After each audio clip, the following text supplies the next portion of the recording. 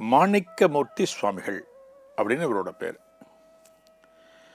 பாருங்க, நம்ம எத்தனை மகான்களை இந்த நிகழ்ச்சியில் நம்ம தரிசனம் பண்ணுறோம். ஒரு தெய்வத்தினுடைய அருள் நமக்கு கிடைக்கணும் அப்படின்னா ஒரு குருவாகப்பட்டவர் தான் முதல்ல வேணும்.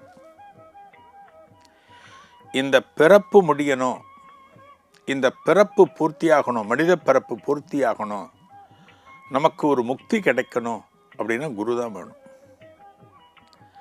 நம்ம ஒரு வியாதியில் வாடிக்கொண்டிருக்கிறோம், ஒரு நோயில் தவிக்கிறோம், எத்தனையோ கோவில்களுக்கெல்லாம் பண்ணினோம். ஆனால் ஒரு குரு நினைச்சாதான் நமது இந்த கர்மாவிலிருந்து நம்ம எடுக்க முடியும். இந்த இடத்துலையும் குரு தேவை. அப்படின்னா வாழ்க்கையில் குருவோட அவசியம் எந்த அளவுக்கு நமக்கு தேவை அப்படிங்கிறது நமக்கு நன்றாகவே புரிந்திருக்கிறோம். அதனால தான் குருமார்களை பல இடங்களில், பல திருத்தலங்களில் அவர்களது சமாதிகளை, அவர்களது பிருந்தாவனங்களை நம்ம தரிசனம் பண்ணினோம் அப்படின்னா இந்த வாழ்க்கை எப்படி இருக்கும் அப்படின்னா, இந்த கடைசி நாள் வரைக்கும் விதியானது நமக்கு எத்தனை வருடங்கள் எழுதியிருக்கிறதோ அது வரைக்கும் நம்ம சுகமாக வாழ முடியும். அதனால தான் மகான்களை தரிசனம் பண்ணுறோம். இன்னைக்கு சொன்னேனே மாணிக்கமூர்த்தி சுவாமிகள்னு, இவர் எங்கே பிறந்தார்னா கர்நாடகாவில் பிறந்தார். கிட்டத்தட்ட இவரோட காலம் ஒரு 175 வருஷத்துக்கு முன்னாடி இருக்கும். 175 வருஷத்துக்கு முன்னாடி. அந்த காலகட்டத்தில் இவர் வாழ்ந்த பகுதியில் ஏதோ ஒரு போர், ஏதோ ஒரு யுத்தம் நடக்கிறது. ஒரு யுத்தம் அப்படிங்கிறது ஒரு பீதியை தரக்கூடியது, வாழ்வாதாரம் பாதிக்கப்படக்கூடியது. என்ன பண்ணுறார், அங்கிருந்து புறப்பட்டு தமிழ்நாட்டுக்கு வந்துட்டார். யார்? மாணிக்கமூர்த்தி சுவாமிகள். தமிழ்நாட்டில் முதல்ல நெடுங்குன்றம்ங்கிற இடத்துக்கு வந்து இந்த ஆண்டி மடத்துக்கு வர. இந்த மகானுடைய சமாதி எங்கே இருக்குது? ஆண்டிமடம். ஆண்டிமடம் எங்கே இருக்குது? ஜெயங்கொண்டம் பக்கத்தில். கும்பகோணத்துக்கு பக்கத்தில் ஜெயங்கொண்டம், ஜெயங்கொண்டம் பக்கத்தில் ஆண்டிமடம். அதாவது ஜெயங்கொண்டம் விருத்தாச்சலம் சாலையில் இந்த ஆண்டிமடம் காணப்படுகிறது. இந்த ஆண்டி மடத்தில் தான் மாணிக்கமூர்த்தி சுவாமிகளுடைய ஜீவசமாதி காணப்படுகிறது. எந்த இடத்துல இருக்கு? இந்த ஆண்டி மடத்தில் இருக்கிற சிவன் கோவிலுக்கு பின்னால் இருக்கு. இந்த ஊருக்கு ஆண்டி மடம் அப்படிங்கிற பேரே இவரால்தான் வந்தது அப்படின்னு ஒரு தகவல் சொல்றாங்க. இவர் இந்த ஊருக்கு வந்த பிறகு ஒரு மடம் அமைத்தார். இவரை ஆண்டவர் அப்படின்னு அப்போ சொல்லுவாங்க. ஆண்டவர்னு சொல்லுவாங்களாம்.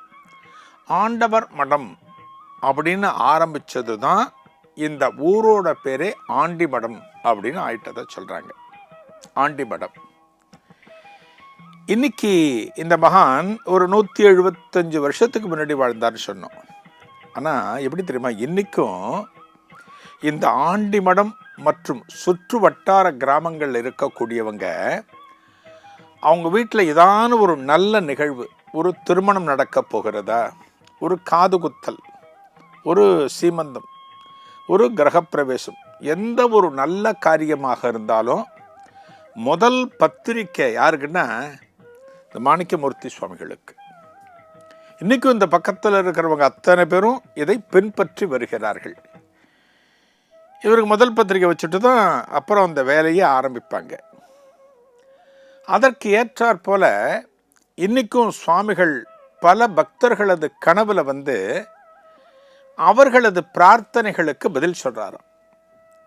எப்படி? இந்த மகானை உண்மையா நம்பணும். நம்ம இந்த மகானை பரிபூர்ணமாக நம்பினால் நமக்கு எந்த காலத்துல என்ன கஷ்டம் வந்தாலுமே இந்த மகான் நம்ம கூட இருப்பார் அப்படிங்கிறதுக்கு ஒரு அத்தாட்சியாக பக்தர்களோட கனவுல இந்த மகான் வருவதை சொல்கிறார்கள். இந்த ஜீவ சமாதியில் பார்த்தீங்கன்னா ஒரு லிங்கம். இந்த லிங்கத்திற்கு சிறப்பு வழிபாடு. இந்த மகான் காலத்தில் இவர் நிகழ்த்தின அற்புதங்கள் நிறைய இருக்கு. நீங்கள் எந்த ஒரு சித்தரை பார்த்தாலுமே, ஒரு 100 வருஷத்துக்கு முன்னாடி வாழ்ந்த சித்தரை பார்த்தாலுமே அவங்கெல்லாம் பெரும்பாலும் என்ன பண்ணுவாங்க அப்படின்னா, மக்களுக்கு இருக்கக்கூடிய பிணிகளை அகற்றுதல், அதாவது அவர்களுக்கு இருக்கக்கூடிய நோயை அகற்றுதல், அதுதான் இவர்கள் பிரதானமாக கொண்டிருந்தார்கள். அதுபோல எத்தனையோ பேரோட நோய்களை இந்த மாணிக்கமூர்த்தி சுவாமிகள் ரொம்ப சாதாரணமாக தனது தவ வலிமையின் மூலமாக அகற்றியிருக்கிறார். இந்த மகானுடைய அற்புதங்களை நாளைய குருவே சரணத்திலும் காணலாம். நன்றி, வணக்கம்.